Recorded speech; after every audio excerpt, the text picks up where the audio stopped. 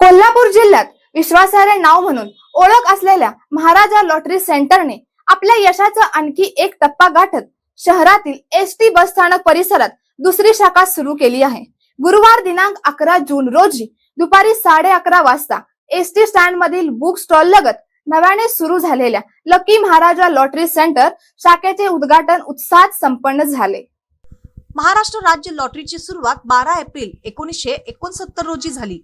गेल्या 57 वर्षाच्या या प्रवासात इचलकरंजीतील महाराजा लॉटरी सेंटरने अनेकांच्या आयुष्यात आनंदाचे क्षण आणले आहेत। महाराजा लॉटरी सेंटरच्या माध्यमातून तब्बल 455 भाग्यवान ग्राहकांना लाखो रुपयांची बक्षिसे मिळवून दिली।